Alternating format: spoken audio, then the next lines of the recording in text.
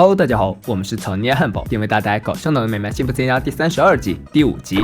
今天故事的讲述者是威利，面对小动物们，他用弹唱的方式引出主人公，一个有魔力的女人莉莉。故事发生在英国，起源于一家小酒馆。当时男人们打成一团，就为了争夺谁才能成为莉莉的男友。莉莉看着为自己痴狂的人们很是自责，最终她选择离开。莉莉能够让所有的男人着迷，不是没有原因的，她能让生活充满快乐。在伦敦的时候，她就很受欢迎，阴云密布的天空能因她的热情而晴空万里，深陷抑郁症的人也能因为她而重获快乐，甚至因为她能让麦克白的演出也欢声笑语。她总能知道人们最需要的是什么，她会拨动时钟，让酒馆永不打烊。但英国最终受不了热情洋溢的莉莉了，在法庭上，法官说她过分诱惑普通的英国男人，所以要将她流放到英国的殖民地美国。莉莉对男的吸引力似乎与生俱来，机长会因为她拒绝交往让飞机颠簸，就连莱昂纳多·迪卡普里奥也为她倾心。拒绝这些男的请求，莉莉想要找一个新的地方浪迹天涯。最终她选择扔飞镖来决定，可能是缘分，也可能是命运。一阵风吹过，飞镖射中春田镇的宣传海报之后，他驱车来到了春田镇。来到这里，吸引他目光的第一个地方就是老谋子酒吧。此时里面那些酒鬼们正一言不发的喝闷酒，莉莉就是在这个时候推开了门。老谋子见来的是位女士，他很抱歉地表示这是男士专属酒吧，但莉莉点的酒意外的符合这里的气氛。男的酒波旁威士忌在脏杯子里纯饮，看周围人都闷闷不乐。莉莉询问道，为什么酒吧里没有音乐？话音刚落，她又自然而然地唱起歌来，是一首旋律动听关于酒吧的歌。一边唱着，她还一边将这里收拾得干干净净。故事说到这，另一位主角也应该登场了，将最后一滴酒倒入口中，辛巴十分满足感叹道，没有什么能破坏我今天的兴致。不料这时家人们穿戴整齐，拖着行李箱来到他的面前。辛巴告诉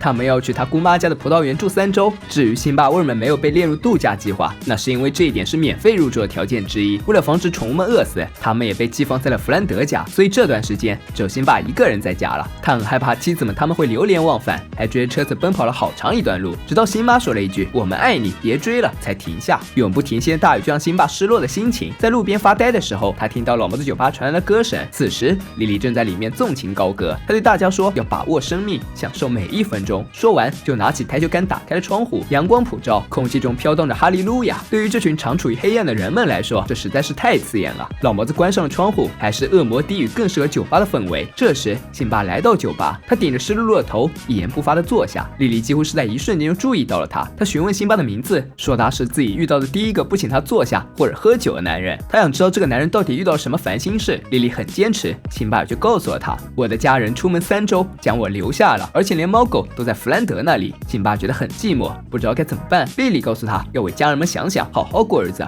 不然的话他们会很内疚的。互相都觉得亏欠，余生就只剩下繁重的家务和捣蛋的孩子了。这些安慰让辛巴好受了不少，都觉得她是自己这辈子遇到最聪明的女人，不是，应该是第2聪明的女人。说着他要给排在第1的打了个电话，很可惜辛巴正被孩子们折磨得心烦，直接挂断了辛巴的电话。穿过弗兰德城镇，离度假地方还有8英里，在颠簸路上开了许久，辛巴都觉得妈妈走错了，才终于到达他们此次度假地方。大家都在酒吧里玩性感测试，只有辛巴在一旁唉声叹气。他翻开了手机里的照片，又想念家人，又觉得委屈，这么久了都没有人来哄哄他。莉莉走了过来，让他放下手机，听自己唱歌。虽然身旁美人风情万种，但辛巴依然提不起兴趣。唱完了吗？比赛声音能开大点了吗？见他居然完全无视自己的魅力，莉莉伤心逃离了老谋子酒吧。巴尼见状也跟了出来，问他为何如此伤心。莉莉说辛巴对他一点也不在乎，但自己却已经爱上了他。巴尼觉着太巧了，因为他也爱辛巴。第2天，辛巴在璀璨阳光中醒来，他很享受这样的时光，能阅读搁置已久的图书。小鹰在他面前跑过，拿着弹弓去打那天上飞的鸟，然而在钻出来的时候身上布满了红点。辛巴认出那是蜱虫的咬痕，虽然身上虫子被一一拔下，但小新还是痛苦万分，都准备开始留遗言了。而另一边，莉莉对辛巴展开了猛烈的攻势，比如到核电厂给辛巴他们送去野餐。不幸的是，这一切被暗中窥视的秃头看见了，这雪白的礼服，风情万种的笑容，一下就让这老头春心萌动。他决定不顾一切向他求爱，并打算让辛巴为他俩牵线。野餐过程中，辛巴注意到莉莉的眼神，他的大脑一片空白，有些无所事事。此时辛巴正惬意的在沙滩上看书，小新抓了一桶蛤蜊来到妈妈身边。不过得知辛巴把他们都吃掉后，小新选择将这些家伙都放生。一天，辛巴带小女儿逛街，不曾想看到了一艘满载的游轮。街边的摊贩告诉他，这些人都是从法尔茅斯来的周末游客。在他们的脚踏足此地的那一刻起，所有的商品开始疯狂抬价。这群游客差点将辛巴和女儿冲散。今天不宜出门，还是回家吧。再说秃头求爱计划，那天莉莉来到约定地点，看长椅上，辛巴已经在等着自己了。他的心中泛起涟漪，主啊，请原谅我，我必须拥有辛巴，求您让我拥有他，哪怕只有一小会儿。那感觉一定像同时拥有了一个恋人和一个小孩。然而等到莉莉坐在辛巴的旁边，他才知道要和自己约会的其实是秃头。秃头向莉莉展示了他那艘巨大游轮，介绍自己是春年镇最富有的人。眼见他们的约会已经步入正轨，辛巴打算告辞，但莉莉救住了他。他对秃头说自己需要一个男伴，于是秃头就让辛巴留下了。吃饭的时候，辛巴不受控制地盯着莉莉，刚想转移视线，就看到啄盘子的秃头，收回目光，就发现莉莉在对他笑。然而辛巴也不自觉地回了一个笑容。用餐完毕，秃头露出了阴冷的神情，表示可以吃甜点的时候再慢慢聊。这样的音质让莉莉有些不寒而栗。他直言秃头给自己的感觉就像是电影中的反派。秃头并不生气，让秘书帮自己抛了个媚眼，就离开准备甜点了。待他走后，莉莉终于放下了职业假笑，转而看向一旁的辛巴。见这块木头无动于衷，莉莉忍不住落泪，眼泪划过她脸颊，流进了辛巴的心里。他有些后悔了，他想知道该如何补偿他。辛巴安抚色向莉莉说声对不起，告诉她自己是因为怕被炒鱿鱼才这么做的。他保证吃完甜点就马上开溜。刚好此时巨型蛋糕推了过来，头从里面钻了出来，那辣眼睛的表演让莉莉一秒都待不下去了。她直接对自己浇了一身酒，强行拉着辛巴离开了这艘船。回去的路上，莉莉心生感慨，有些人会让你觉得孤独也挺好，但也有些人会让你觉得再也不想要一个人了。辛巴哈哈大笑，怎会了解了话中的意思。莉莉很感谢辛巴当时拯救了自己，而辛巴则表示小意思，从他自己挖的坑中救人是他的强项。突然莉莉停了下来，告诉辛巴他的嘴角有蛋糕渣，看他手忙脚乱找不到位置，莉莉轻轻抚去他脸上残渣。也就在这时，辛巴的心有些动摇了。为了不越陷越深，他选择马上送莉莉回家。一路上，莉莉目光让他冷汗直冒。好不容易抵达了目的地，他又诱惑嗓音让辛巴送自己进门。在如此短的距离里，却被两人走了很久。因为辛巴向莉莉表达出了自己的爱意，虽然在他的心中还依然装着妻子。莉莉很是感动，不顾辛巴的反对，直接吻住了他。他们似乎吻了很久，辛巴才终于回过神。其实这种感觉很美妙，但他不能放任自己余生在地狱中煎熬。莉莉也没有再强求，只说一定会和辛巴在梦中相见，不管他是否愿意。因为莉莉的这句话，辛巴强迫自己保持清醒。他喝了一杯又一杯的咖啡，最后还是没能抵住困意，在沙发上沉沉的睡去了。他果然梦到了莉莉，他温柔地说：“你的嘴角沾了一点蛋糕。”这时，一只手抚上了他的脸颊，睁开双眼，发现是妻子回来了。就在夫妻俩即将来个深情拥抱之时，手机震动打断了此刻的甜蜜。一看是莉莉打过来的，辛巴吓得魂都掉了，连忙避开老婆，跑到庭院再去接。莉莉说自己想他，现在就要见他。妻子回家，让辛巴态度坚决，表示自己以后不会再去见他了。莉莉没有难过，只询问能否当面说。辛巴觉得这是个好主意，于是他接着电话，双腿不自觉朝莉莉家走去。电话里传来的歌声也让他心彻底屈服，仿佛倒出来说：“快走，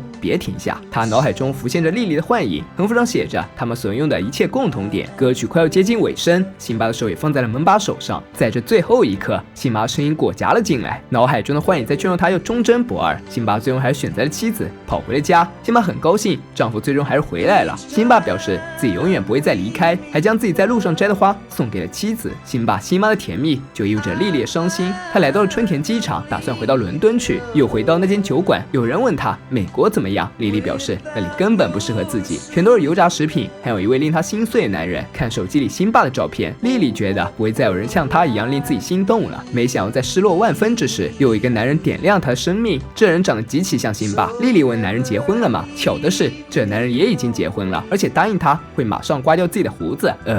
这大概也是一个完美的结局吧。